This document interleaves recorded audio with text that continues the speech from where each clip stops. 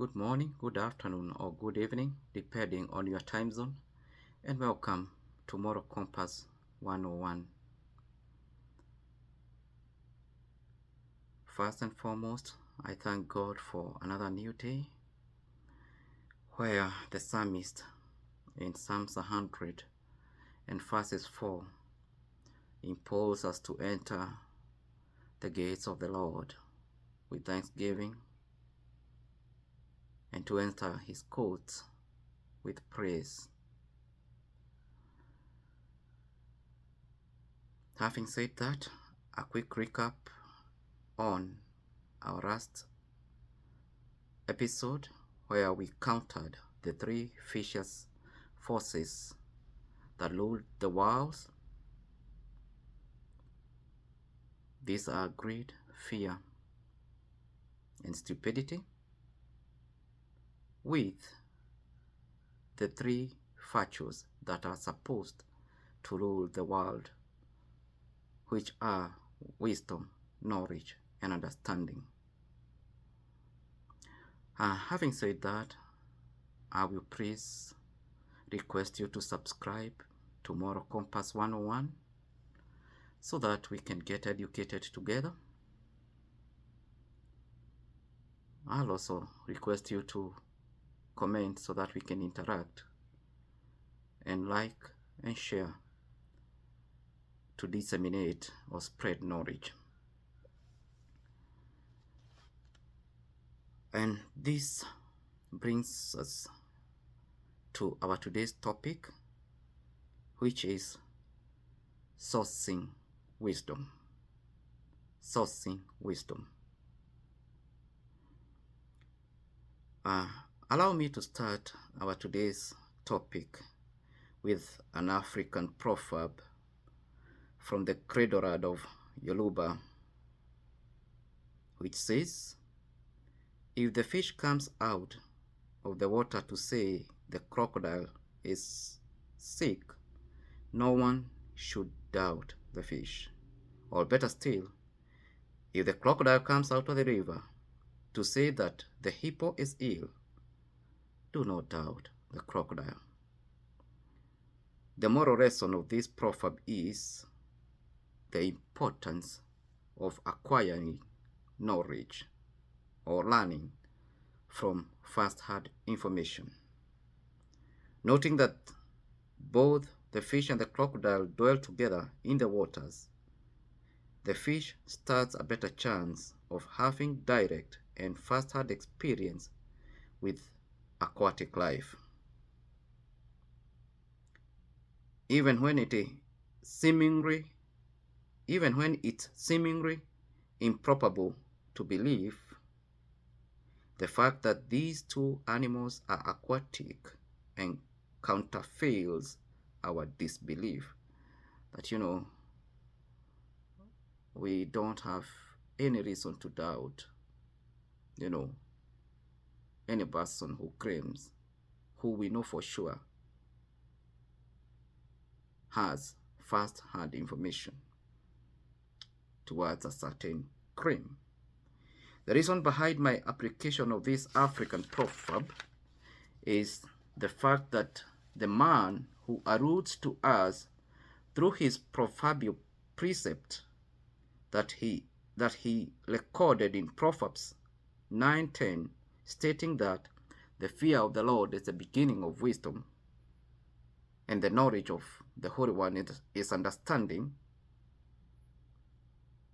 is to this day the wisest man to have ever inhabited planet Earth.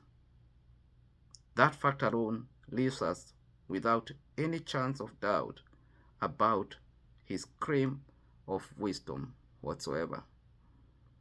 This, we are talking about King Solomon, the wisest man to have ever existed on planet Earth. And since he's the one who tells us through his proverb 9:10 that the fear of the Lord is the beginning of wisdom, we don't have any reason to doubt that, because hitherto he's the wisest man to have ever existed. While King Solomon claimed from Proverbs 9:10, is an assertion of his reverence fear for God. His Second Chronicles chapter number 1 and verses 12 encounter with God is an indisputable attestation of his source of wisdom.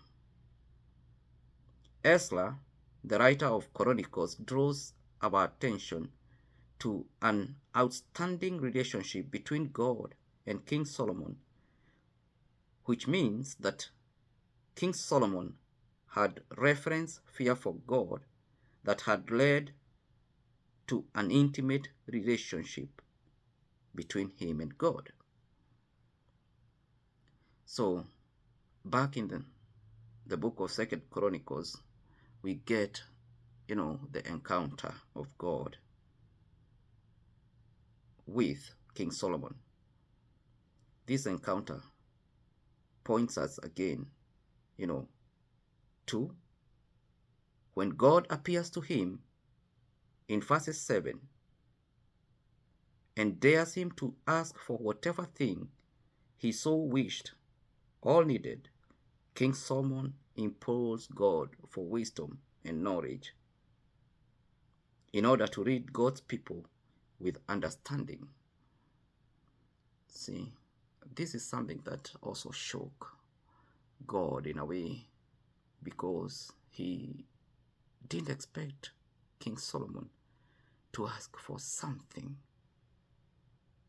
valuable as wisdom. Many other times, if we get such a chance to have an encounter with God, we might ask for riches and other things. But King Solomon implores God for wisdom.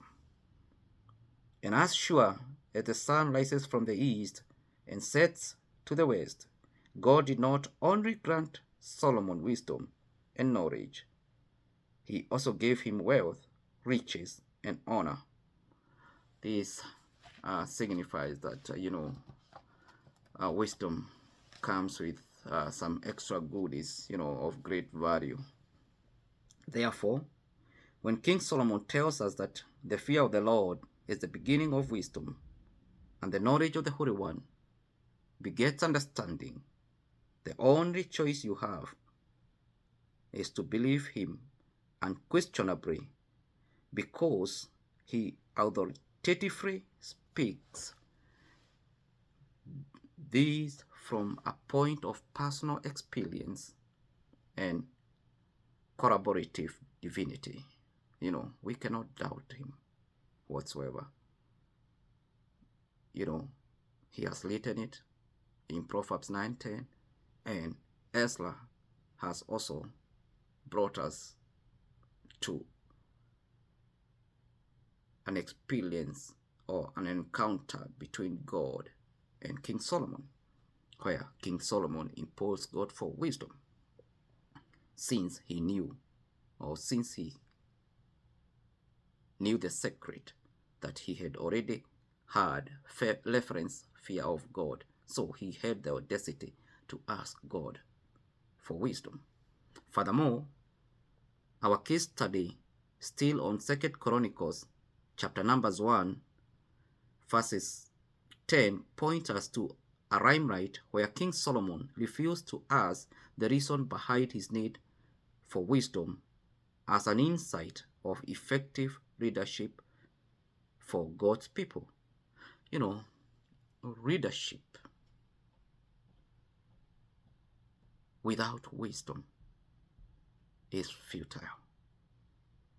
And you can all agree with me that in this day and age, most of our leaders, and I like calling them politicians because there is a difference between a leader and a politician, are deficient, or they don't even have an iota of wisdom. And that's why greed, manufactured fear, and stupidity still rules the world.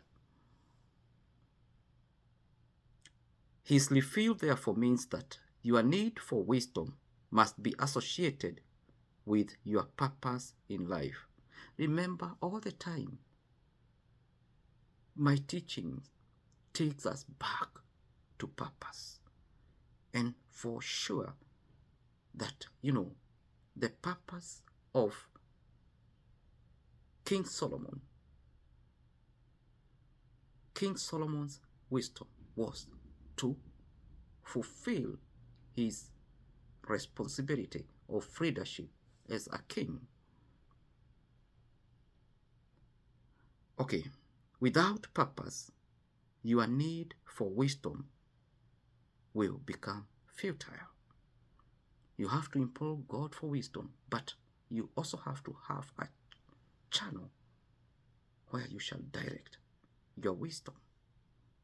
Wisdom is like winning a lottery when you already know in advance what, how, when, and where to save, invest, spend, or donate the money.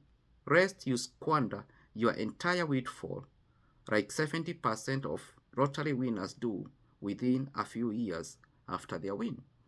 Study after study have revealed times without number that 70% of lottery winners who wins in the millions, squander all their riches within a few years after the win. Reason being, they don't have wisdom to save, to spend, to invest, or even to donate, their money. Knowledge without wisdom will kill you. And that's why last time we quoted Warren Buffett, who said, in a person, look for three things: intelligence, that is knowledge; energy, that's the willpower; and integrity, that's wisdom. But if you don't find the last one, which is wisdom or integrity, don't bother with the first two. This brings us to my definition of wisdom. Wisdom is the defined ability, capability, and capacity that facilitates the application and the utilization of knowledge and understanding potency for maximum efficacy. Okay, three words to note: ability, capability, and capacity. These three words, are a depiction of wisdom, an insight of competence, and a constitute of both success and prosperity. This means that if you do not have wisdom, you can never ever acquire competence that's akin to both success and prosperity. The other words to note in my definition of wisdom are application and utilization. Application, this means the intended purpose or function of both knowledge and understanding.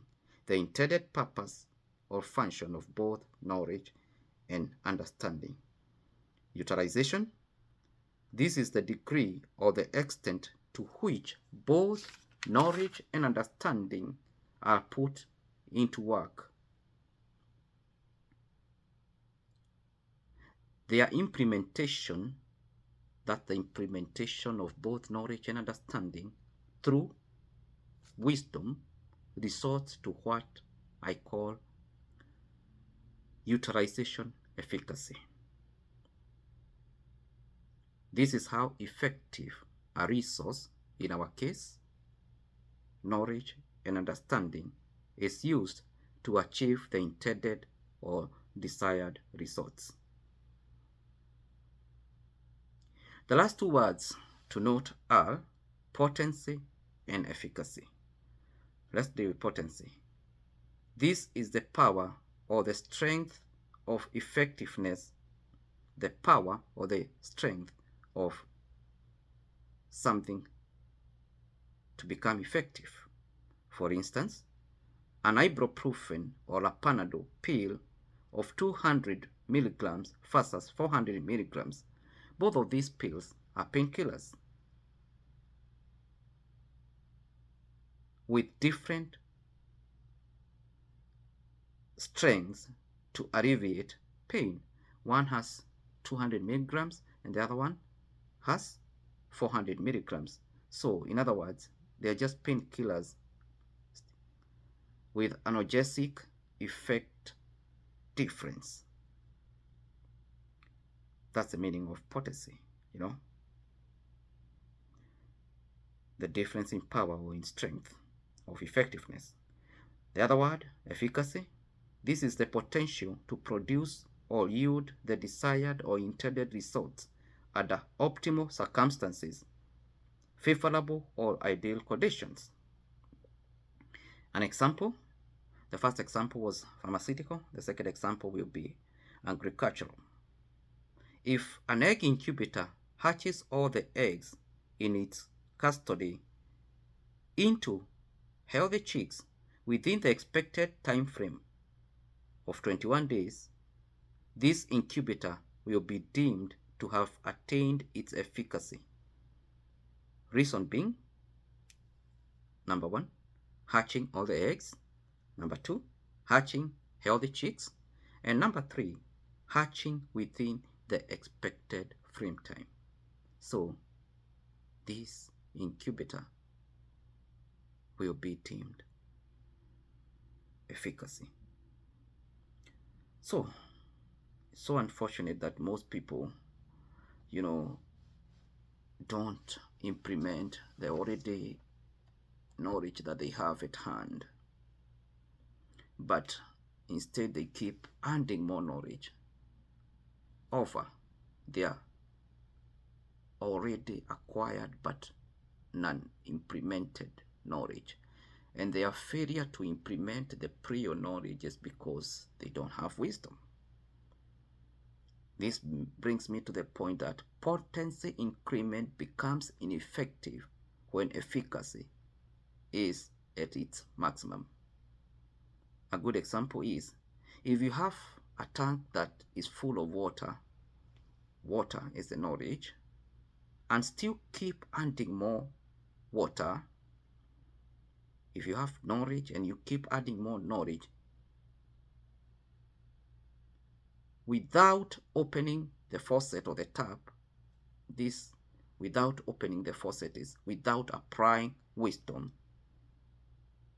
which in our case you don't even have, you shall get an overflow of water, which will be a waste. So, adding more knowledge and more knowledge over the old unused knowledge because of lack of wisdom, will just make your old knowledge ineffective. It's just like a rake.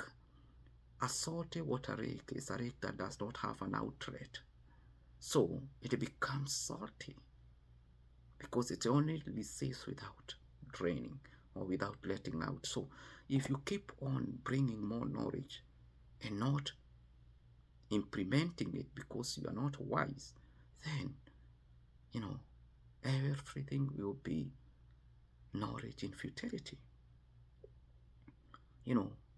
Another example is a saturated solution.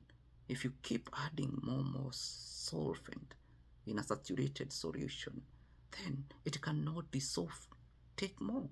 So the efforts will be futile.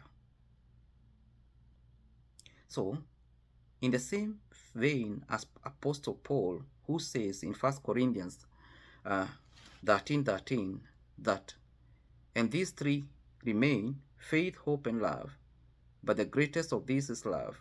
I likewise say, these three remain, knowledge, understanding, and wisdom, but the greatest of these is wisdom.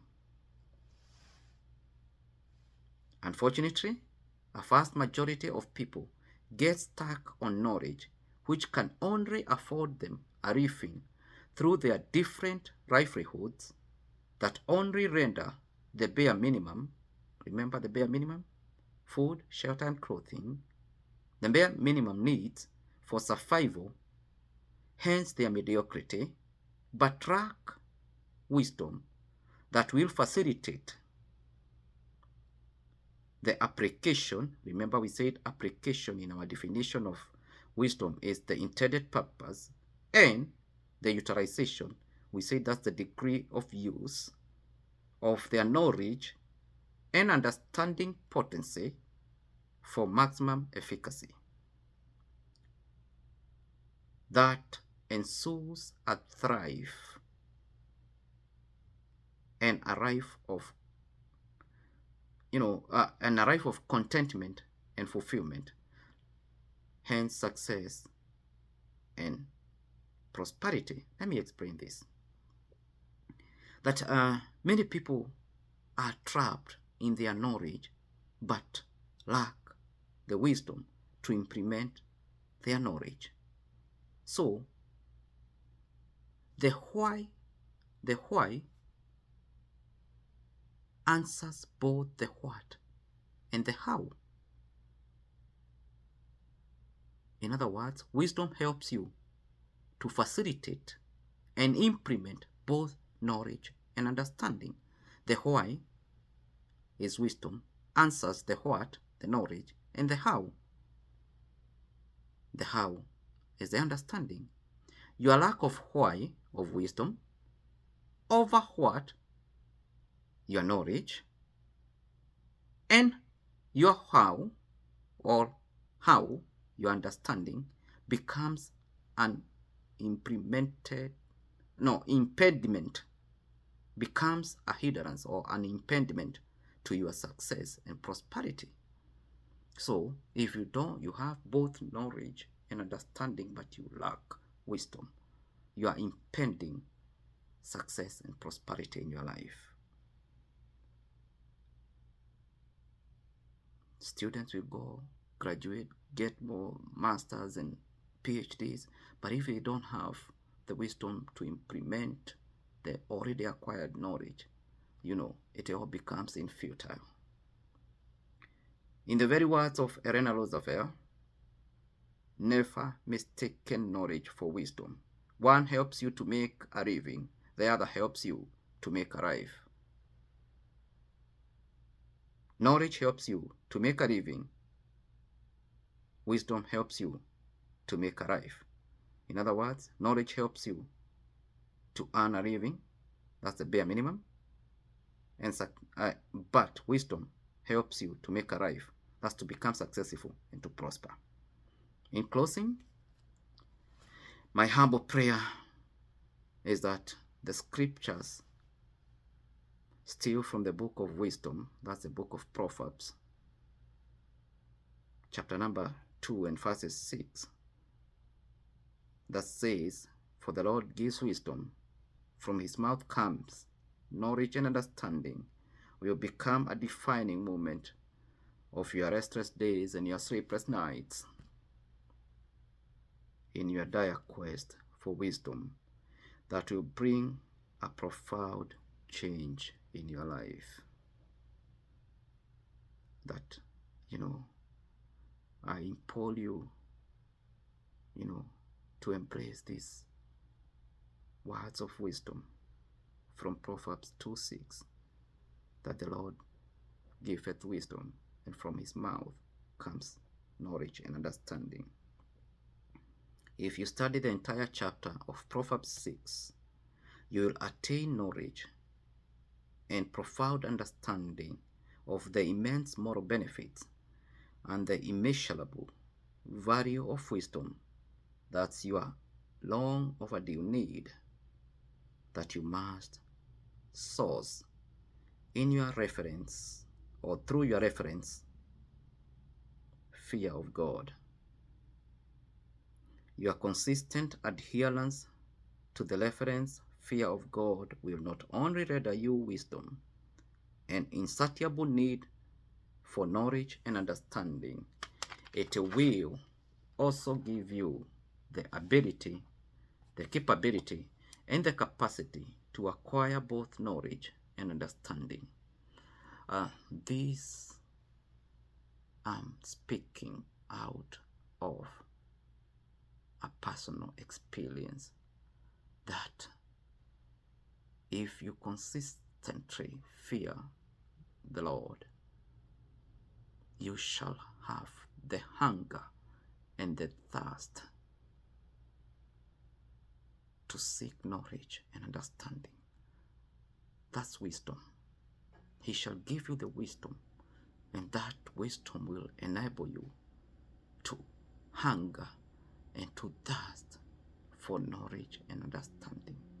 Just like I always say that knowledge is a human necessity that no man can have sufficient. So, the three things when you seek God through the fear of his name, you shall get wisdom, which will bring the insight of competence through the ability, capability, and capacity, and the constitute of success and prosperity. Until next time, please stay safe. Blessings and shalom.